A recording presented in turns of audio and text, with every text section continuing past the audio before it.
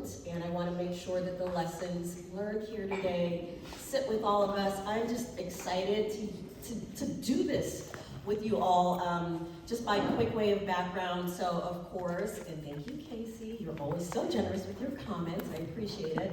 But Dionne Gumbs, I have a fintech financial technology startup here that I started when I moved here to the Twin Cities after about 22 years in financial services.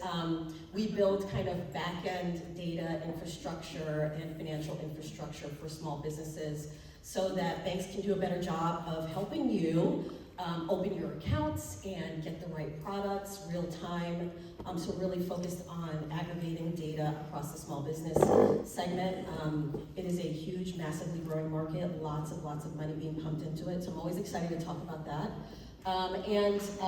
Here we have at our esteemed panel, we have some folks that I've known for a very long time, Amanda, Michaela, Preeti, and new friends, Susan. And I'm going to give each of them the opportunity to introduce themselves, and I'll start here. You can start here with Amanda, and of course, Michaela, I would love for you to talk. The two folks on this side of the room actually are mainly in our kind of institutional and angel bucket with Groove Capital and Tundra VC, and I think we just have so much that we're going to be able to learn. So, Amanda, if you can kick it off, introductions, and Michaela, up to you next. Awesome, thanks, Dionne. I'm so glad to be with you all tonight. I haven't been with a lot of IRL people lately, so this is like, whoa. So I'm Amanda Heyman, she, her. I've been embedded in the startup ecosystem here for about 10 years. First as an attorney for startups, and then as a co-founder of a tech startup myself called Starting 11. And then had the opportunity to work with Forge North and be one of the leaders of Lunar Startups, which was name checked here, which Dionne is an expert in residence. We've got 2 Lunar alums in the house tonight. I see some Lunar experts here. So that has been a fantastic opportunity. Lunar Startups is an accelerator program for tech, CPG, and healthcare companies that are founded by Black, Indigenous, people of color, women, non-binary, and LGBTQ plus CEOs. And we have an amazing group now of 60 Lunar founders, which is awesome. And with that kind of experience, came to found with 2 of my Lunar colleagues, Danielle Steer and Adam Cho, Tundra Ventures. So I'm one of the managing partners of Tundra Ventures, and we are proud to have Dionne and GenEQTY as one of our initial portfolio companies. So thanks for having me. Perfect. Hello. Thank you for having me, and thank you to all the lovely women that put this event together. It's quite great. For those who don't know, I'm Michaela Rosard, one of the partners at Groove Investment Group. By way of background, I myself come from initially kind of the startup ecosystem. I've worked at a handful of different innovation centers, including Department of Homeland Security's Center of Innovation. Through a series of decisions, I then went more very heavy finance, working for a niche program that brought foreign individuals to invest in Minnesota and North Dakota companies, and then more recently serving as the partner at Groove. So Groove is both a early stage venture fund as well as Minnesota's most active angel network. So what's pretty cool about our platform is the fund is designed to do the heavy lifting of the grunt work that goes into angel investing. So deal sourcing, due diligence, setting deal terms, and then anything the fund invests in, we then send that over to our angel network so angels can have a little bit more of the fun side of angel investing, getting to know the founders, figuring out which companies speak to them, and then making the decisions from there. I also am a fellow for Forge North. I have been leading their multi-year project to activate more angels across the state of Minnesota. My sweet spot of what gives me the most amount of joy is the intersection of money and investments and women. So this to me right now is perfect. So I'm very happy to be here. Thank you. Thank you, Michaela. And I know that we heard a lot of terms on this side, which we're going to go over, so don't head in for more, if anything, head for more wine. But we will kind of discuss, angels and networks and syndicates and all of that, but I would just love to continue on the introductions. Hi everyone, I'm Preeti Higgins, and I'm a wealth manager at Goldman Sachs. And I've been in the wealth management industry for almost 10 years now. I still feel like a newbie because there's so much to learn, like angel investing. And the reason I got involved and invited to this panel is because my husband is a local Twin Cities startup founder. My husband's name is Sean Higgins, and he started and exited out of a company called Ilos, which was later acquired by Paylocity. And he's a second-time startup founder now with a new company called Better You. So I hear all about startups and running a business and raising funds and raising capital. I hear about it, I don't do it, and I help advise people or recommend how they should go about investing. So like Michaela said, I love talking about finances. It brings me much joy because it's helping me help people improve themselves. And I love it even more when I'm talking to women about it because we take so little time to actually manage our own finances. I hope you're not in that group. So that's why I'm here, to help kind of add a little perspective as someone who's not a business owner, but we've done a little bit of angel investing because of Sean, because he's very risk tolerant, and I'm very risk averse, even as a wealth manager. So I'm looking forward to sharing kind of what I've learned about angel investing today. Thank you, Chrissy. Yeah. This is so awesome. Seriously, to be here and looking out at all of you, and then to be sitting up here on this panel with you all. It's such an honor. Thank you, Casey, and thank you, everybody, for having this opportunity. I'm here as a founder of a small startup called Spave. Originally, our company was called Live, Give, Save. Tomorrow, we will celebrate a year of signing the papers for the acquisition that we had with Spave, with a large credit union in Michigan. But my background is in banking, marketing, and philanthropy. So I come from U.S. Bank. It was First Bank back in the day, Periscope, and then World Vision. And what I had learned from micro-entrepreneurs in Africa in 1995, I saw an opportunity to bring that kind of wholeness and independence and dignity and balance to people in the United States by helping them use their spending, what we all do very well, to help us save more easily for our future and to give to others in need and the things that touch our heart. So what I have learned in this whole process is how much I want to be able to give back and to help other women be able to do better and more with their finances and in their businesses. And I was talking with Greg Hoyt here a little bit earlier about there's so much need everywhere in all different sectors. And I think Minnesota has such a wonderful opportunity to come alongside women and help their businesses. But what's more important is to get women involved in investing in them. And I think that the dynamism with that is just going to be so powerful. So thank you for starting this conversation. You know, that is a great segue into kind of what I will open up to you all as our first question, which is if we can give a quick overview of, if you think of the term angel investing, and you know, many of us kind of sit in a seat of we're investors and we are also looking to be invested in.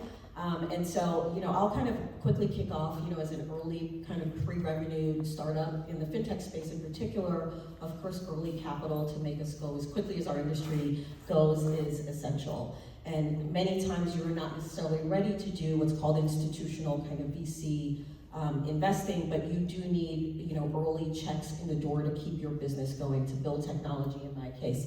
So one of the things that makes me invest in other women, and I also now put on the other hat, is I have a group of business school friends and I where we have an LLC, and we get a lot of deals that come through us, through that LLC, and we put small checks to work. So for us, our first angel checks were really written right out of business school. So it's, you know, 2007 at this point, right? The first world is collapsing around us.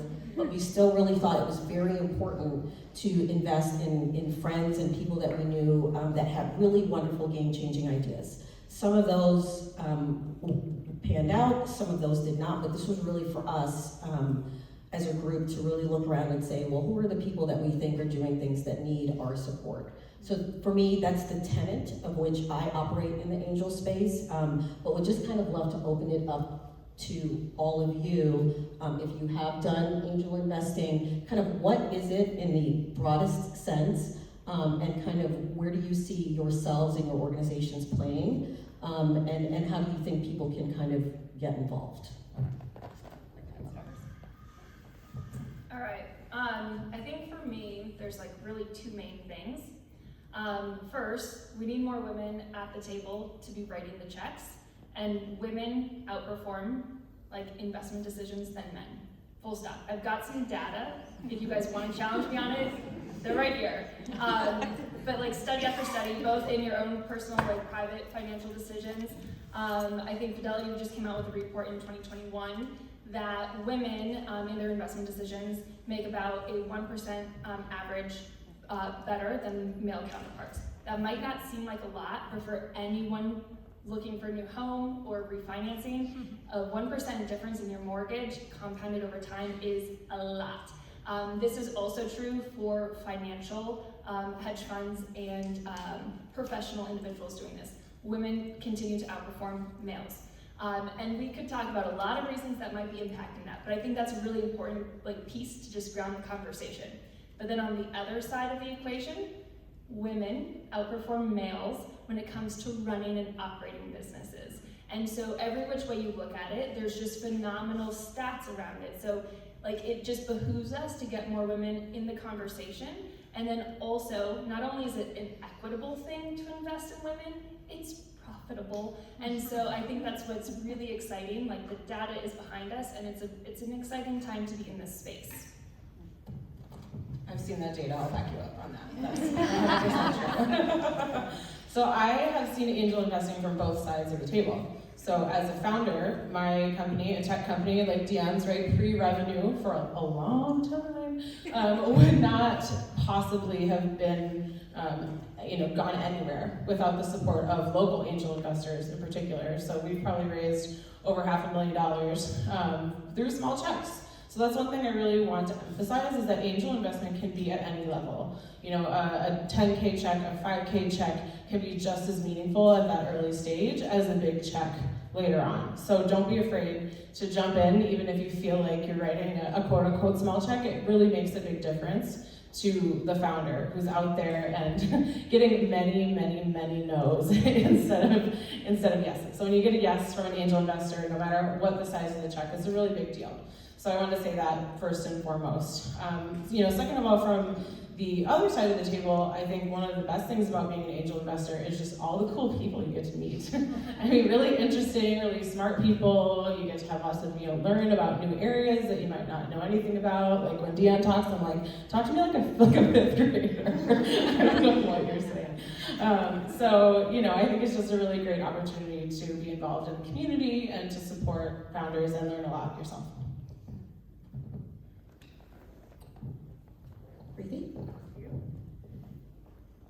When Michaela reached out to me to talk about angel investing, my first response was, I don't think I've done this before. And then I talked to Sean, and Sean was like, no, you have. And I was like, I have? He goes, you wrote me a check for my business when I started. I was like, so angel investing is investing in people you believe in companies you believe in, who you think will make an impact in the community that you live in. So like Amanda said, for me it was impact. It was also exposure, learning about industries that I'm not familiar with. I'm in wealth management. I've worked for 2 large banks in my career, but I don't hear about all the small companies that are being built up in our community. So since Sean's reminder, I was also reminded that we've had lunch with a couple of founders to learn about their business, to then as a couple decide, should we do this? This is our money, this is our retirement money, should we be doing this? So it's cool to learn about other industries that you're not familiar with, meet with new people, and try to make an impact in the community that you live in. So that's my response. If I can build on that one moment, I think that's the really key piece about angel investing. It's the investment that you can have coffee with, and so it's this really intimate and personal relationship that you don't have that chance to connect in other investment classes. It is all about relationship when you're first investing, and to make sure that your values aligned. When you invest in an organization, you want to make sure that it's something that you believe in and the person that you believe in them. And same with the founders, making sure that the investors are aligned with your values. That's the most important piece of advice I think I could give anybody, because if you come down to into challenges, which you will inevitably, how you work through those challenges is all about the values that you share and the conversations that you're going to have to get through those tough times. passing the mic. Michaela, you just mentioned something that was pretty interesting. Can you talk a bit about your last statement? We heard about value alignment, but I do think it's really interesting. A lot of people in the room are always considering, well, if I put my check in there, does it mean I have to sit at the board meeting? Am I going to be called every week? Where can people fit in? For me, and many angels play different roles depending on, of course, sector and interest. If it's a fintech company of any kind, I can kind of step in and be a sounding board. But if it's a med tech company, I'm like, here's my check and go forth and conquer the world with this. But the other things I do offer are my network, right? So as someone with a range of people at my arsenal, that's what I also offer to founders when needed. So talk a bit more about just your last comment. Yeah, happy to. So, building on the point that it is a bit of a special relationship, what every founder needs is going to be different. And so you have to honor that and make sure that those alignments are in place. The last thing that you need to do is go in and try to start running someone's business. So some people very much will just need you to be a sounding board or maybe more passively involved. And that is cool. That doesn't mean that anything's going wrong. But it is a really great opportunity to be able to have kind of a more vibrant dialogue. If the startup has areas of interest, being able to share your experiences, if there's overlap in the industry, or opening up your network and your connections. There's a lot of ways in which you can support founders beyond just writing a check. And that's a really kind of valuable piece to angel investing. And I think that's one of the things that has allowed a lot of people to start getting into angel investing. They want to have a bit more impact with their investment dollars. And there's an intersection between impact investing and angel investing. It's not a perfect overlap, but there is a piece that's similar. And so if you're able to leverage your investment dollars and support women, support various causes that you're really interested in, maybe it's a good reason to invest in your local community as well. And so there's a lot of ways you can support founders beyond just the check. That's really helpful. Now, Preeti, I hear and have heard this a lot, and I'm going to just kind of put you on the spot here. In 2013, so my daughter was 1, and I actually started a company where we built this kind of behavioral algorithm to help women investors identify their blind spots. And we ultimately ran out of money trying to build that business. And what we heard was women actually don't want to put their money to work. Right? So can you imagine, right, the power of the force of the purse that's in this room and amplify that 100-fold, 1,000-fold? Can you talk from your wealth management seat, knowing that this is not investment advice, but how should women be thinking, or people in this room be thinking about their market investments versus some of the other kinds of dollars that they can begin to carve out to put to work? I can answer that. First thing I thought of is it's fun. It's more fun than just investing in large companies that everyone else is doing it. You don't get that intimate relationship with the founder of Microsoft or Apple or whatever other big company that's out there. So you have the opportunity to build a relationship, to get to know the inner workings of the company if you want to, if the founder is open to it. It's impactful. And it feels like it's our responsibility. We are stewards of our own money, so if we don't take charge of how we're investing it and just letting someone else do it for us. I have conversations with my clients on what do you want to do with this money? Other than just live off of it during your retirement, what else do you want to do? What are your goals from a charitable standpoint, from an impact standpoint?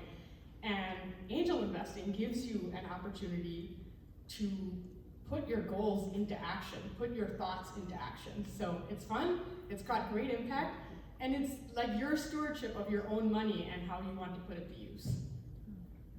Great, thank you. And Susan, as a founder, that's built a fantastic company, and you have this wonderful global scope to what you've been able to do and build. Can you just talk, just give us some insights as to what it means to the founder? I know we heard about no check is kind of too small, but from a founder standpoint, if you can shed some light on what it's meant to have angels involved in your business at various stages, and maybe even discuss kind of how you've gone about and navigated the network of discovering angels, if it wasn't easy or difficult for the founders that we have in the room as well. Thank you. Yeah, super intimidated. From when I started, I had no idea what the startup community was. I mean, it is a culture, and it's come so far, I think, in the last few years. I mean, just to have this event, it speaks volumes of it. When I started, your family and friends, talk to your family and friends and get them to write checks, which is really interesting, right? I've been raising money for nonprofits for years, and I don't have a problem asking people to write checks for nonprofits, right? But now write a check for me, for this idea that I have, that was really intimidating. But you had, coming from a marketing background, I had to put my pitch together, right? Which I've done it 5 bazillion times and still feel like I need improvement on it. But the idea is just try to get them to understand what your goal is and what you're doing, and that you're taking a methodical process. And so I also had to talk to, of course, a lawyer. I raised, the first tranche was $207,500, and that was to build up our business documents. We had to register, you had to, start your branding, I had to do financial projections, and so you had to hire these professionals to do all these things for you to make sure that when you went and pitched your business to these investors or even your family, that you looked like you had some credibility behind you. And so the $207,500, we went through that really quick. The legal stuff is really important, but again, I was talking to Greg Hoyt about this. Some of the things that I know now I probably would have done differently, but we created a convertible note, which is really a loan, it's a debt. And so you give terms for that, which is really interesting to me, and all these terms were so foreign to me. So it's really a debt, it's a loan, you give them a percent, so we gave them 10% interest and then a 25% discount. I won't go into all of these details, but so that when you do get the big money and you get your real investment, they get a discounted price, so that's the sweetener in it. So I hired a CTO and a chief technology officer who could help me with building the technology. I come from a marketing background. I have no technology, nor do I have finance, even though I work for a bank. So this was interesting to start a company that way. But I was introduced, and you just talk to people, you meet with them, and they introduce you to somebody else, who introduce you to somebody else. And so the CTO helped me identify an organization that would build the technology. And so, but you raise money, you run out of money. You raise money, you run out of money. I mean, this is this roller coaster that you're on, and you hit walls every time that you are out there. But I would just say one thing, and then I'll be quiet. But there are 3 things that I learned from these women in Africa that were micro-entrepreneurs and who just absolutely I draw upon every single day, and that is resourcefulness, resiliency, and relationships. And if you can find, if you have it inside of yourself to figure it out, you can figure it out. You will figure it out. You'll be resourceful, and the resiliency comes from deep within. You just got to go down and reach and figure it out. But then it's the relationships, and we're building relationships here tonight. And we might be sitting on different sides of the table, but those chairs are going to move around all the time, and you're going to find yourself consulting and providing insights to one another every single day going forward here. So it's exciting. Thank you. Did I answer your question? You did. That's it. With the resiliency point, don't feel bad about asking the stupid questions that you think are stupid. Because, I just had to ask Sean, and I was like, what's a convertible note? You talk about it all the time. He's raised money multiple times. He's run out of money multiple times. What does it mean? And he's had to explain it to me a couple of times because it's not something I work on every day, and it doesn't stick because I don't have to deal with it. It means, and I was like, well, when you raise money, how much percentage ownership do you lose? And it's like a thing that you have to think through, and if you're not doing it every day, you're not going to remember. So ask all the questions, someone will answer, ask again, someone will answer again, and do it 3 times, you'll remember. Or if you don't, ask again. And I will tell you that even when you're doing it day in and day out, you still have to ask questions. So Amanda, who I ask questions to, you know it's coming to me, who I ask questions to all the time. This is not legal advice or investment advice or marketing advice. But you know, you and Lunar and what you've been able to build, you know, we heard about the challenges, particularly for early stage founders, legal questions, finance questions, all of it. Talk to those in the room about the Lunar program and what the infrastructure is that you build around founders. And now just explain to the room how that translates into Tundra, of course, and what you're doing there. And then Michaela, if you can, when Amanda's done, so we're not passing the mic back to me, you know, just go through some of the mechanics of actually what Groove is doing on both sides. But we're gonna start with you, Amanda, from Lunar to Tundra, so we can open up on what the actual ecosystem is. Sure. So with respect to Lunar, you know, like Susan said, lots of founders come in and they're awesome at marketing, they're awesome at their product, they're awesome at sales, and the legal stuff really freaks them out, and the financial stuff really freaks them out. So what we do there is we help our founders create a really strong foundation for scale. And some of us, like Elise Ash here, was a cohort 2 founder, got to help us figure out how that should go, so that Tamika Jones is back there, got the benefit of our actual system that we have in place. So we have, you know, I am a lawyer and I also like spreadsheets. So we have a 32-point Lunar milestone analysis that we do with every company. And when the company comes in, we do a deep dive analysis and we're like, hey, okay, just get really real with us, get really vulnerable with us, tell us what do you know, what do you not know, no questions are stupid. Here's how, you know, here are the pieces that you're missing, and then we help you create a tailored plan to fill in those gaps, both with your coaches within the program and also with our experts and any of the connections you know, that we have within our Lunar ecosystem. So that's kind of what we do at Lunar, is really take people. The idea is when you get into the program, from when you get in to when you leave, you are ready for capital. And some people are ready earlier than that, right? But that's the idea, that you're ready for angel investment, you might be ready for a loan. There's lots of ways, you know, that you can get capital into your business that isn't just a straight or a convertible note or some sort of equity investment. You can do a loan, you know, you can do grants, and obviously revenue is a great option too. So that's what we do at Lunar. And we, you know, as we were working and developing out Lunar over the last 4 years, we just saw this, I mean, amazing business opportunity, really, and in the founders that we work with. So we're at the intersection of underinvested identities, underinvested geographies, and underinvested audiences. That's what Tundra is about. And I mean, when you think about the fact that 98% of investment dollars go to white dudes, that's like offensive just to start with, but it also is just, if you think about it for a second, it makes no rational sense, right? The finance guys are probably saying like, oh, I did math and I had a spreadsheet and therefore that's why this is happening. Like, no, it's just networks, it's just who you know, it's inherent biases, you know, it's whatever you want to say, patriarchy, etc. And the patriarchy just cut out the microphone. We just thought this as an amazing business opportunity and are really excited to invest in the founders that are overlooked for no good reason, right? Like, there's really talented, there's lots of opportunity, there's lots of scalability there.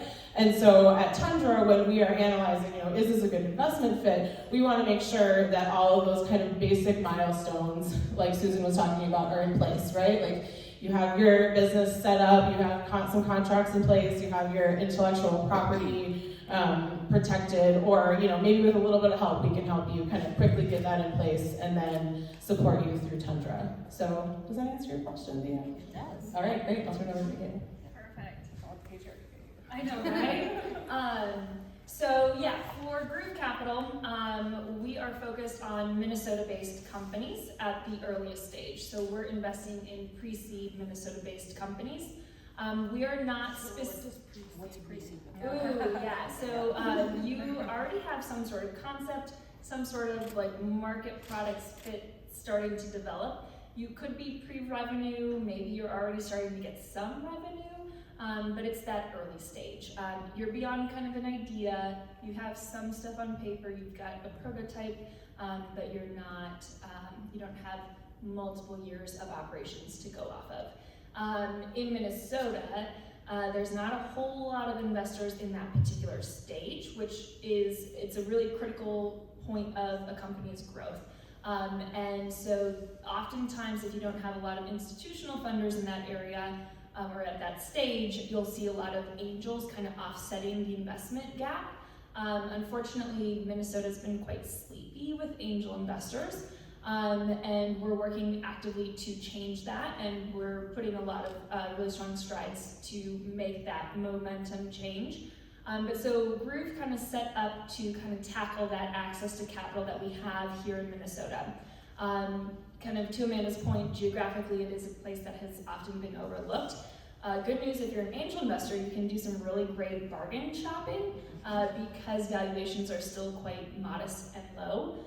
But that's not because we don't have quality projects and companies, it's just the nature of kind of the geography. So Groove has a fund that is set up, and the fund itself does the heavy lifting on the deal sourcing, the due diligence, setting the deal terms, and then anything that the fund invests in, we send over to the angel network. And so that's kind of the general model. I think kind of as I was listening to Amanda and thinking about our investment thesis, the thing that I think is really also important to kind of tie it back to angel investing, as you kind of start thinking about it more, it's really good to start putting some thoughts around what sort of founders, what sort of ideas, companies, industries you personally want to be investing in. That's what we would call your investment thesis. That really helps serve as a screening tool because there's endless different opportunities and startups, and so that kind of helps pair your motivations and your goals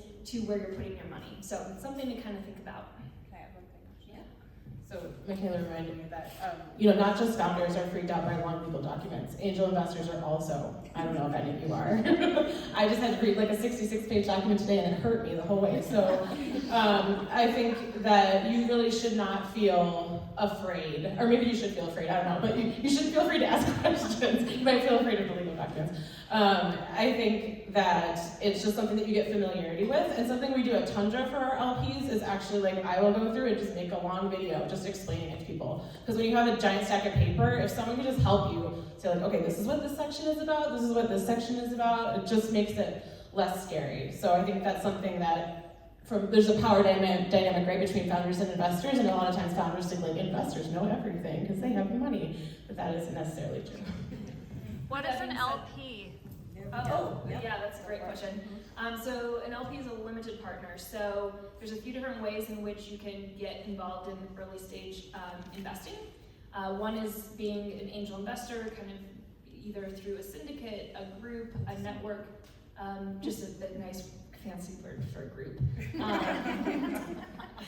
I don't even know what, yeah. It's a group, it's just a network. And so this could be a group of individuals from a college, alumni, your friends, kind of more informally, or you could have kind of a more organized network. And then an LP is an individual who invests in a fund, and you are then kind of giving control over that general partner, which is the fund manager, to make those investment decisions on your behalf. So the idea is to really kind of think this from like a strategy standpoint, like how much time do you have, how much money do you have to deploy in any given year, and then also like what deal sourcing you're going to do to build out a portfolio. Same investment practices in other investment classes. You're not going to put all of your money in Apple and just be like, I did it, I invested in the stock market. So similar with angel investing, you want to diversify as much as possible. So if you had, $20,000 or $50,000, divide that out by as many companies as possible to get that portfolio approach. There's It what? doesn't have to be all in angel investing. It doesn't have to be all in angel investing. Invest some in the market and some in angel investing. So that's also like one bucket, spread it out across market and angel investing as well. And then take that little piece of pie angel and then spread that out. Yes. Yeah, so here's an interesting stat that when I was coming here and driving through traffic and prepping and all the things, if you invested in Uber with $10,000 and an angel round, right? So Uber founder, I forget his name, comes to you and is like, oh, I have this really cool idea. People won't use taxi cabs anymore in New York City. and you're like, whatever, dude, but you're a really good friend, 10 grand, here you go. What do you think you'd be worth? 100 million. $100 million, 4,000% return. Wow. Okay, so yes, that doesn't happen all the time. Okay, but I do think if you begin to learn about with the excess capital that I may have, right? Where does my impact go? So mine goes personally across philanthropy. It goes to personal investments. It goes to being an LP in a fund. It goes into the markets. It goes into, right? So that's my own personal bucket. And I think when you leave here today with the task of, hey, I think this is really cool. I want to participate. There's some people I know that are starting companies. Just kind of ask yourself, what temperament do I have to give across the different buckets that are meaningful to me and my family? Because I think that's a nice, easy answer, right? And then you think, well, do I have the time to meet with 10 founders a week or whatever the experts here do? Or do I want to put it in vehicles? So that's kind of the other thing. I will say, I guess a question for the room is, how many of you come across, or involved in kind of the startup ecosystem in Minneapolis in a way where you're like, oh, I have coffee, or I'm going to network events with founders all the time. Anybody? Way to go. Nice. We need all of your dollars and support here. Minnesota, and I'm gonna is Nikki here? Yeah, there she is. Looking around for you. I was looking at you. Can you talk? Minnesota has the angel tax credit, which I would love for you to talk about. It's been a huge win for me personally. And if you can just talk a bit about what that Minnesota angel tax credit is, of course, introduce yourself. But just kind of level set as to some of the really interesting things, and some of that's from the coast. There's just a lot of opportunity to kind of, I don't want to say de-risk, but provide different advantages, right, if you're looking to invest. Take my seat. I'm sitting. You're so leading.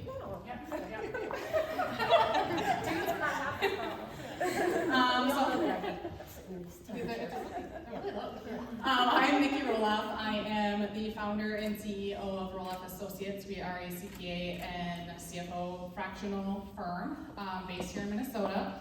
I actually have a fractional CFO means you don't want to or do not need to pay full time yet for your CFO, and we will take that over for you. So yes. And you're disruptor of the year. And I'm disruptor of the year, yes.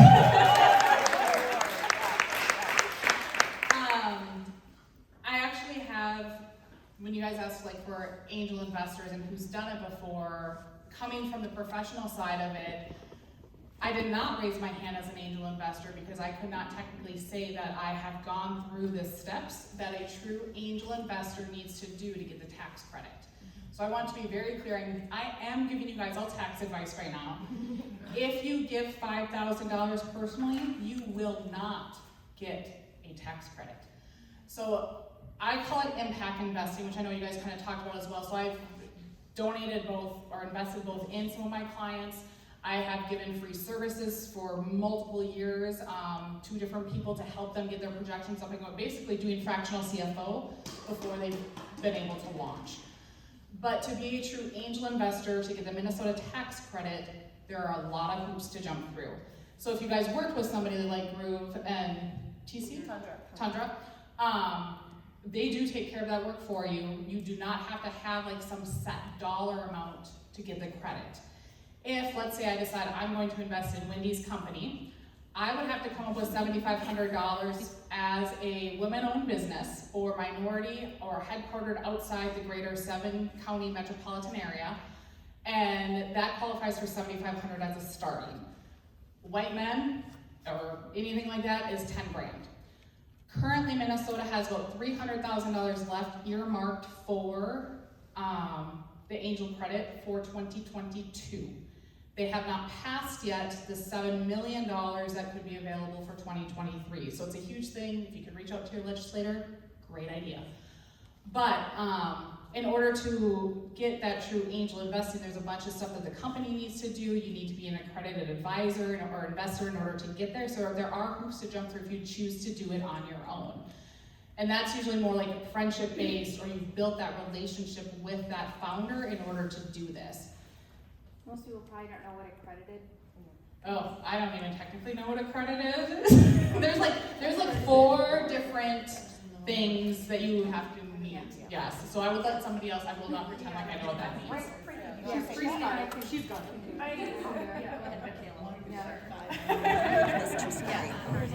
So to be an accredited investor, there's a few different ways in which you can qualify. You don't need to meet all of them or multiple, just check one of the boxes.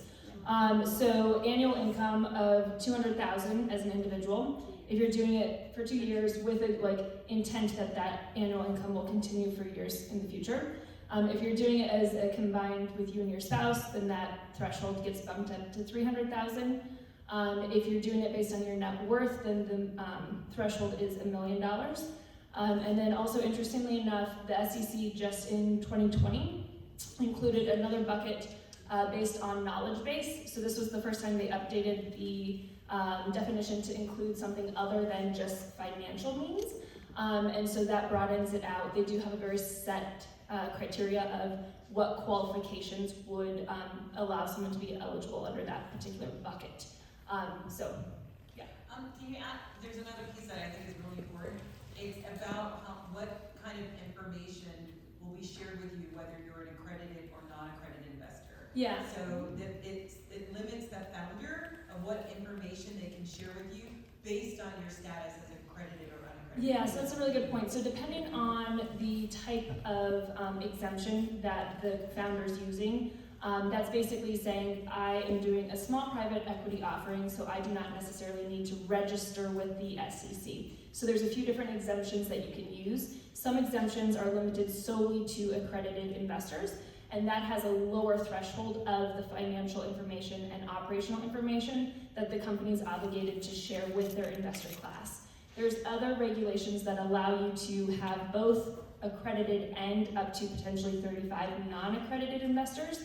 But when you take on non-accredited investors, the extra burden of the financial disclosures goes up for the founder. So there's a trade-off. And there's also a trade-off that founders have as far as being able to solicit investors.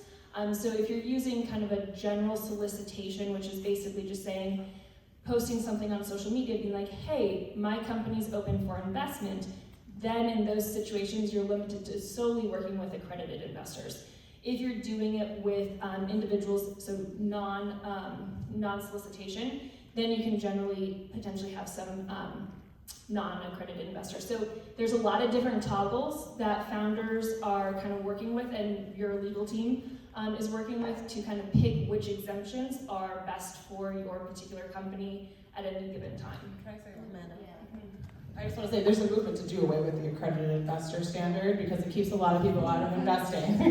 And so you can learn more about that. Additionally, if you aren't accredited, there are platforms now. There's what's called Reg CF, stands for crowdfunding. So you can invest as an angel on Republic.io, for example, WeFunder. There's other ways to go about it. I just wanted to add. Yeah. There's also there's work lobbying to increase the accreditation standards from dollar amounts too. So equally keep your pulse on that. That'd be a huge detriment and reduce who can participate. So as you can imagine, there's always kind of a hot potato to be discussed and debated. Yay, Congress. Can you talk just quickly about the actual percentage benefit? And then Yes, so the actual tax benefit is for every dollar you invest, you get 25% credit. So it's a 25% credit for what you invest, which is huge. Up to, again, you're limited per person. It's $750, isn't it, Mom?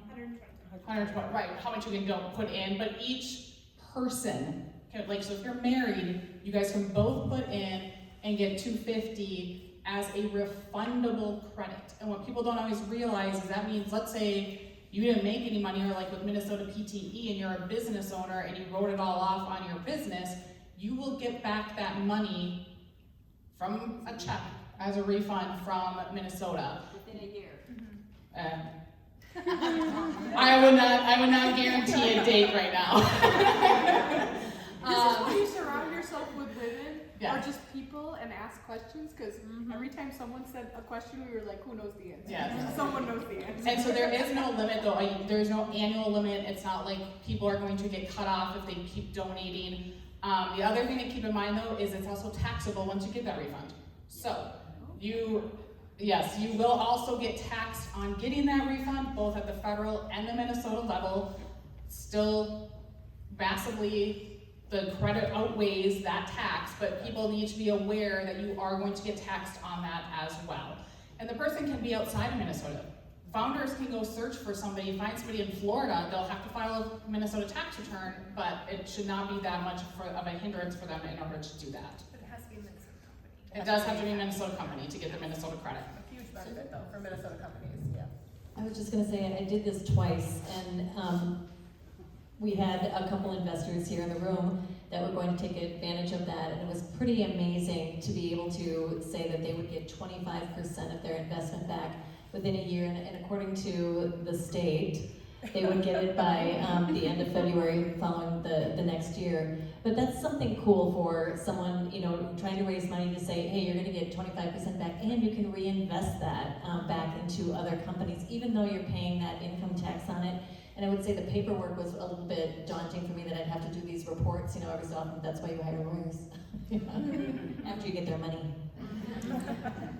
I just want to add, I'm a new investor, and I made 3 investments last year, and 2 of them were angel tax credit. So it's doable, and the advice I would give you is to leverage any of the expertise, because there is a process, and one went super smooth and one did not.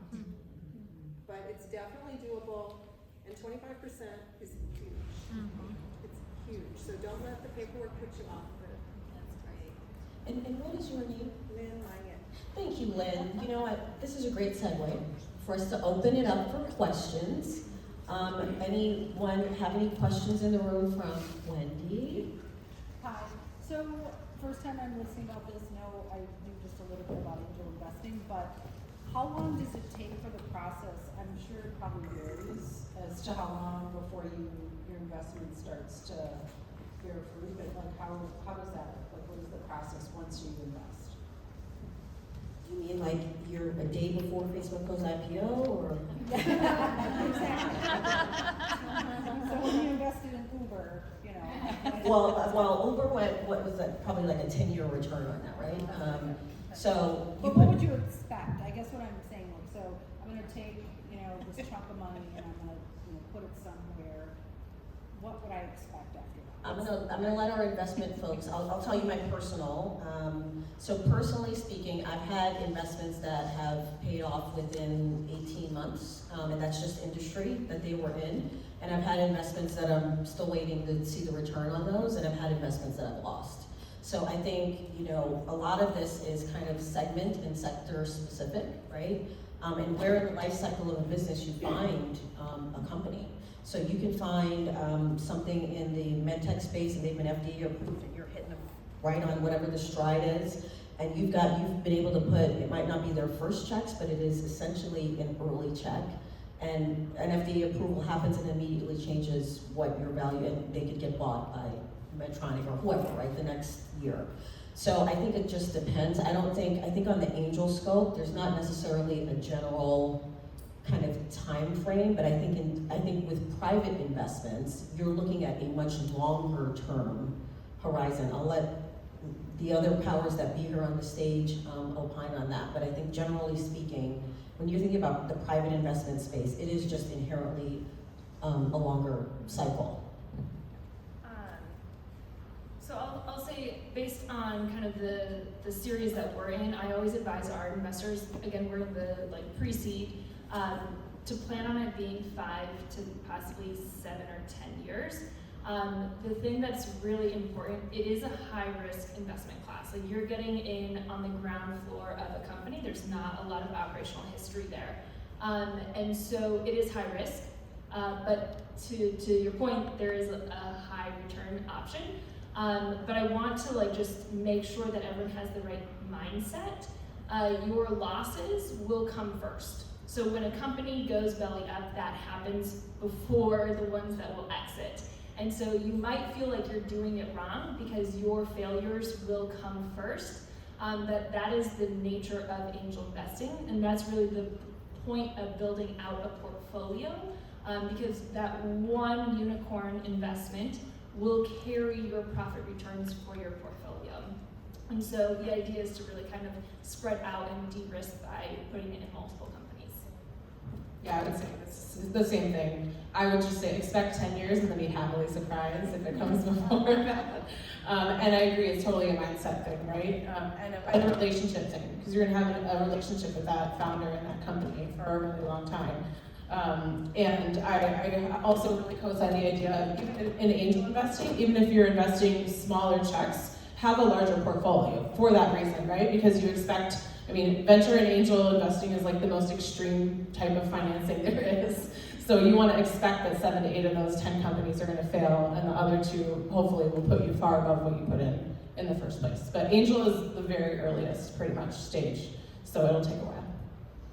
More questions? I don't know if my cord and mic will get you there, so I'm gonna come on up. Oh, thank you. Yeah. Hi, my name is Jana. I'm from Ukraine. Thank you. I'm the founder and CEO of my own startup. It's video editing app for small businesses and non-creatives. It's in 3 easy steps. It's auto-generate, ready-to-post content for your social media. So you don't have to know any video editing if you want to get your stories, reels, keep going. So we launched our startup just a couple months ago. And I'm very new to investment. My startup self-fund because I'm entrepreneur, so I know how to try to get it running. And I have questions about that. So I heard that investors want to see clear financial goals and projections, but when you're a young product like we are, there is a lot of uncertainty around financial models and good retention. How do you tell a compelling story of investments? Because right now we 2 months on the market, we have our own MVP on the App Store, so we are running, but when people are asking about the numbers, it's too early. So how can I, approach to angel investments? Fantastic question. I'm gonna start with our founder. And then I'm gonna pass it. Yeah, it's very difficult to do. I mean, you have to start somewhere, right? You have your business plan. This is where we plan to be in 5 years, ideally, and then you kind of have to work through those details to show that you've thought through it. They just want to see that you've thought through and that you did some research that would reinforce those numbers that you did. They know and understand it's not going to be perfect, and I'm still in that stage for sure. Amanda, Michaela? I talk to founders a lot about this. The thing I like to say about financial projections is the only thing you can be sure of is that they're going to be wrong. So just assume they're going to be wrong. But I totally agree with what Susan said. You just want to make sure that you can show what are your assumptions and why did you make those assumptions behind whatever your projections say. And also, from an investment perspective, we want to hear that you're thinking about what does your exit look like? And an exit is just when you sell your company to another company and they give you a bunch of money and you give it to your investors, right? So you want to think hey, if I was to exit in 5 to 10 years, what are some strategic, companies that I might think about exiting to? They want to see that you're on the path and that you've thought through how to get there. And I would say sign up for later startups because you seem like a good option.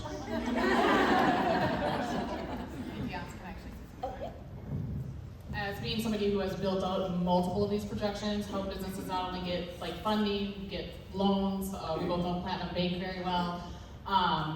If your expenses are right, that's more, if you're completely unrealistic and saying you're not gonna pay anybody or pay yourself for 10 years, that's gonna set off red flags. So if you have this amazing growth line, but you're not accruing your revenues or your expenses to match that, that's gonna set off red flags. So it's I feel like it's more critical that we've noticed that people are realistic with their expenses as opposed to being hyper-focused on what your revenue stream is.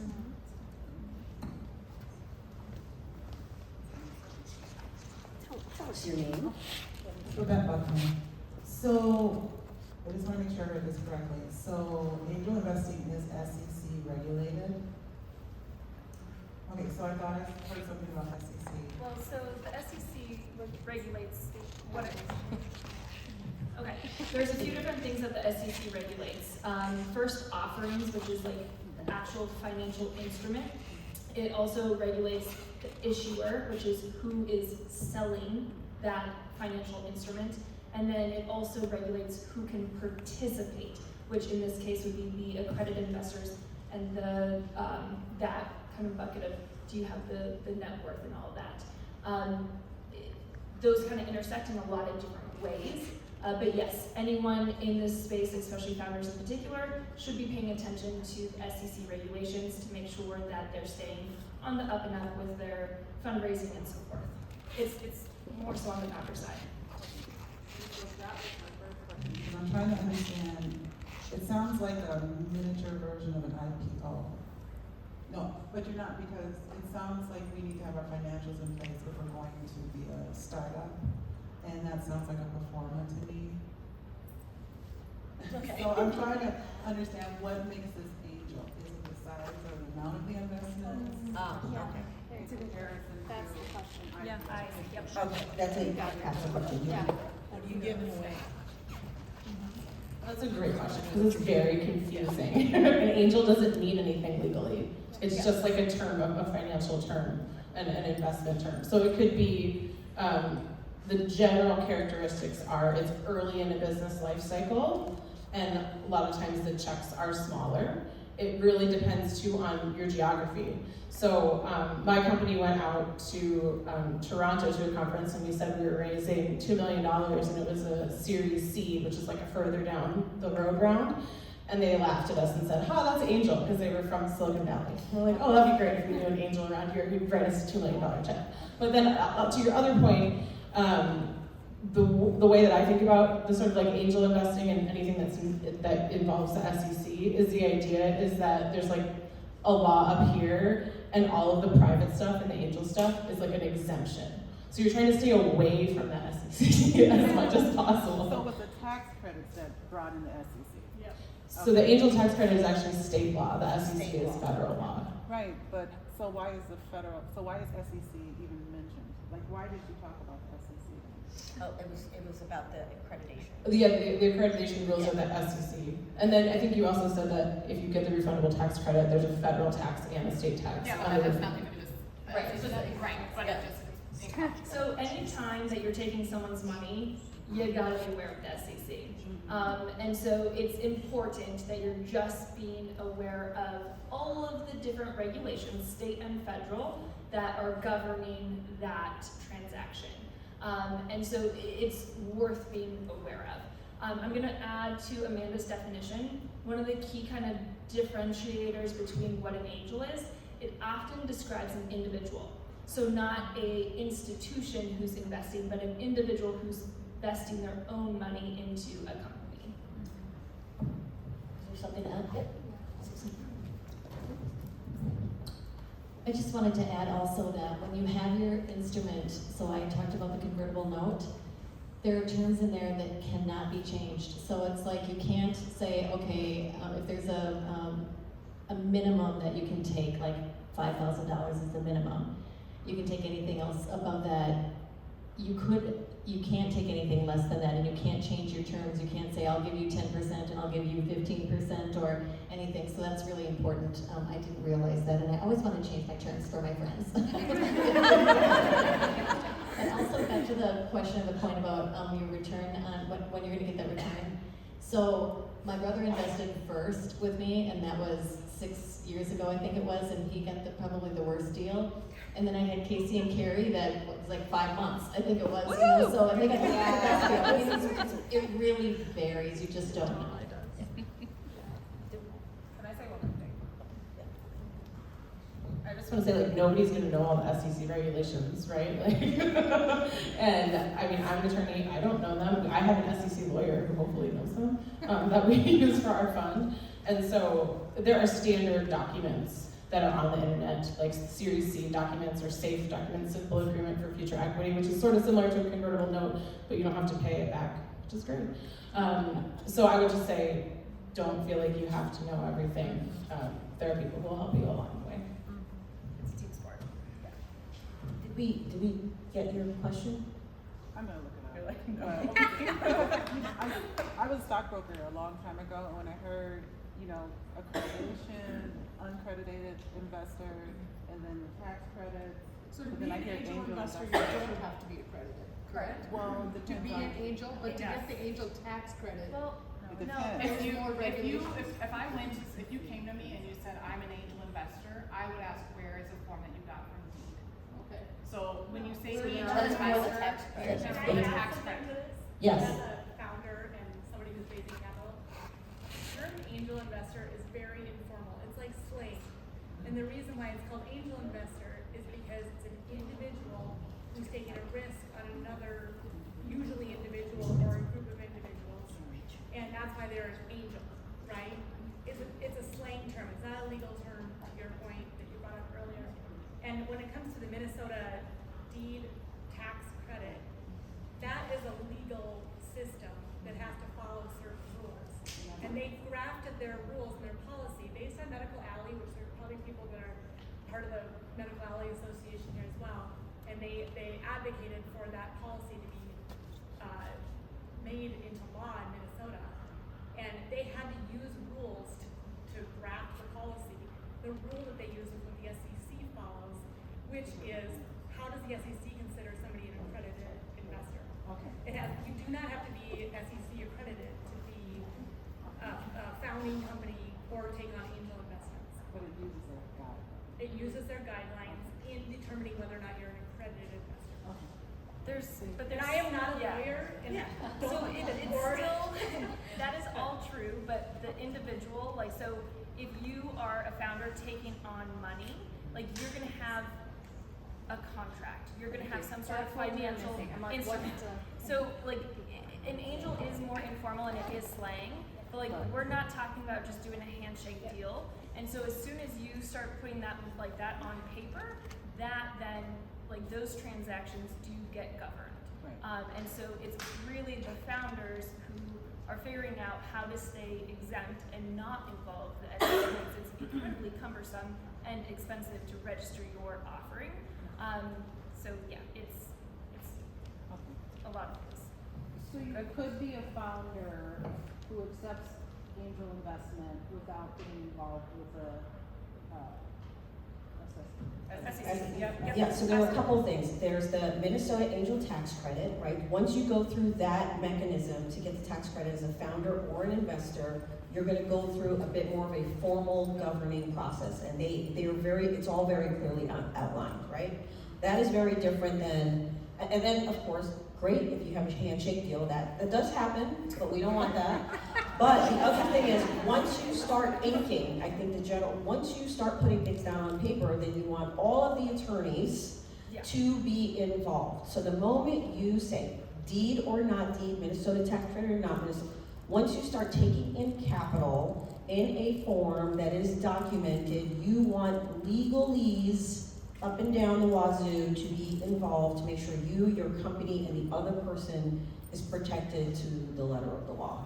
So, And so not to like belabor this is actually quite standard work. And so there's a lot of phenomenal legal counsel in our own neighborhood and our own state that's doing very standard agreements for this stage of investing. So I don't want it to sound mysterious. I don't want it to sound like it's really cumbersome. It is just be aware, because it's a financial investment, you should get experience when you're reaching beyond your own. And that is going to include legal experience. Great, thank you. So who sets the term? So if you say, I want to get $600,000 into my company, who decides what you're giving up? so the question is, did everyone hear that? I'm from the East Coast, it's like this. So the question was, who sets the terms for valuation, essentially, right? And the terms of the deal. So of course we can do formal processes, but again, I'm going to start with the founder of term setting, just because you have friends that you let in different terms and different stages. So this was the big learning curve also. I mean, it was like, okay, who sets the terms? It could be set by the investor, but on our case, we set the terms so that we could say, this is what our offering is. This is what you're going to get over this period of time. This is what we think. So we set the terms, but the more that you raise and when you get further down the road, then you're starting, the investor wants to set the terms because they're the ones that are, they're taking on more risk and it's more money. So that's how we did it. I also want to say, when you get the document that you're going to sign, it's going to say in large caps on every page, this is a risk, you could lose all your money. This is a risk, you could lose all your money. I'm like, who would sign this? Who would sign this? Did you guys have anything to add on terms? The one thing so I think this is actually a really good spot where angels, if you're an active angel, can help. Founders often have a limited scope of what industry standards are, and so use your network to kind of crowdsource where some of those terms kind of like where they are, so then you're not coming in to start pitching to your investors with just terms that are totally out of scope. And so I think that's a really good place where you can use your, your network and your potential angel investors and get that kind of crowdsourced. Question. I'm gonna, since we already had you ask one, but come on down. You're the next contestant. Price is right. My name. Yep. My name is Chrissy, and I have self-funded our company, and we do have a project on the market. It's starting to move along.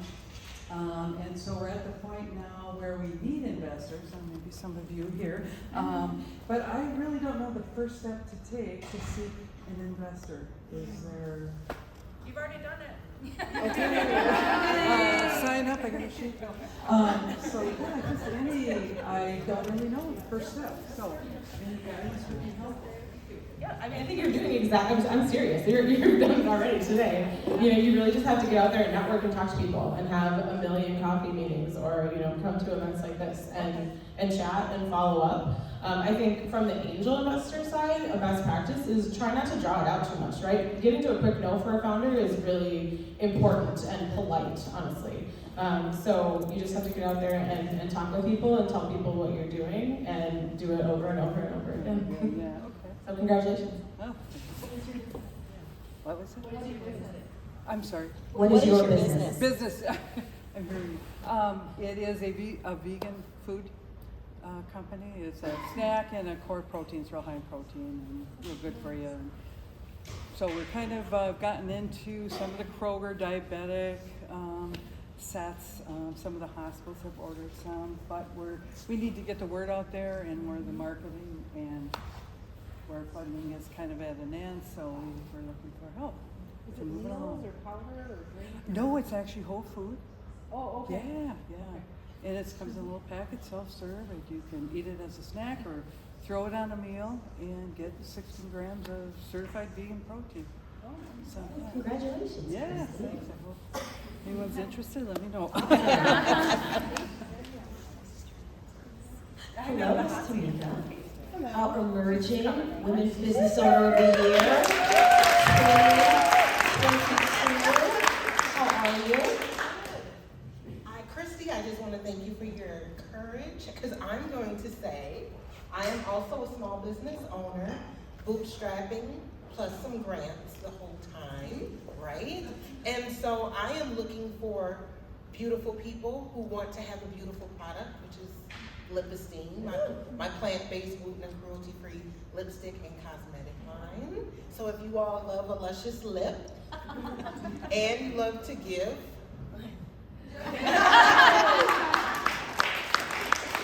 Confidence, conviction, commitment, courage. That is the secret formula for fundraising right there. Come on up.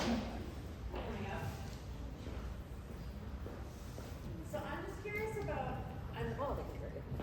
projecting. I've heard a little bit about the Minnesota Accredited, which is an individual thing, and I'm curious about wanting to become an angel investor and the idea behind forming an investment group of like-minded people and, in order to make, amounts go, smaller amounts go further, or, taking that step individually? So the question is, and correct me, you are new to the angel space, you were very curious, looking to get involved in individually, probably a smaller way, but would really love to amplify impact by possibly doing group investing, and how can you go about doing that? Yeah, I know other like-minded women that would, entrepreneurs that would, we could be more powerful together is the idea, right? But the tax credits are also really, seems like that's an individual basis. You still get them. Oh, If you're like a group, you have to have a minimum of 3 people involved.